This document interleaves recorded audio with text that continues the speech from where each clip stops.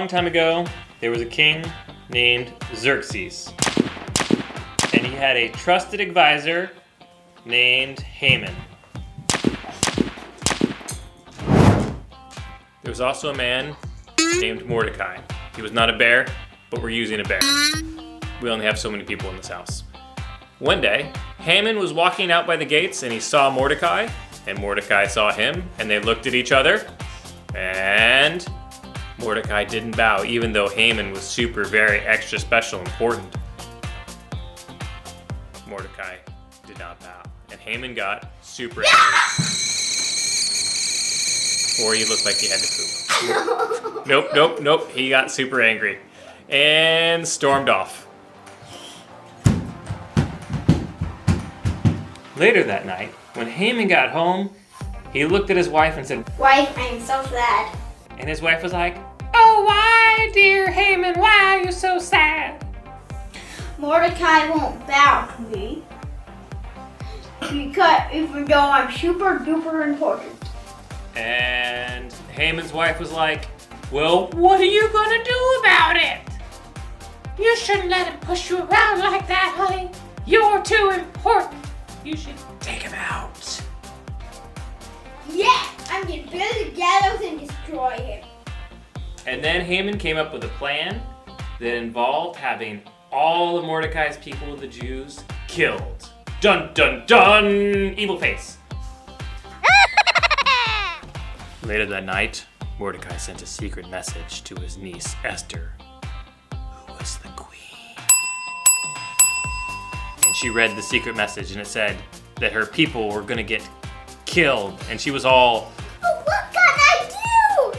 So Mordecai sent another message. She's like, "Maybe God puts you on the throne for such a time as this." Also, Mordecai had an adorable nose. Boop.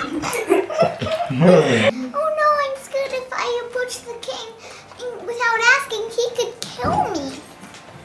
I'm gonna pray about it. So Esther prayed long and hard, and long and hard, and hard and long, and also long and hard. And then she came to a decision. And that decision was to be heroic. Hero Esther! Dun dun dun dun dun dun dun!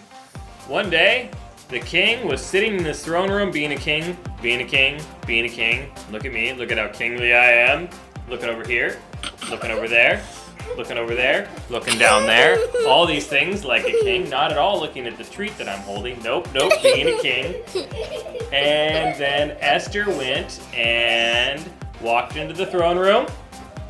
And the king was all like, "What is she doing here? I didn't call her. Maybe I'll have her killed. I don't know."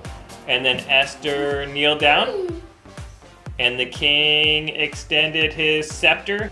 The king extending his scepter was his way of saying that she was welcome in his room, and in the throne room, and that she could tell him what she wanted. And then the king was like, "Dear queen, what do you want?" "I want to throw a dinner party for you and Mr. Haman." And the king was like, "Capital idea, wonderful, super exciting." Esther diligently prepared a dinner party for the king and for Haman. So they had a wonderful dinner party, and they came back again the next night and also had a wonderful dinner party. And then the king was all like, "Dear, this is great, but I don't think you brought us here just to have dinner." That's true. And the king, who did not walk out of frame inconveniently, stay. And then the king said, "Well, what do you want?" Someone wants to kill me. "Someone wants to kill you?" he said, very shocked and not at all lying casually in the middle of the table.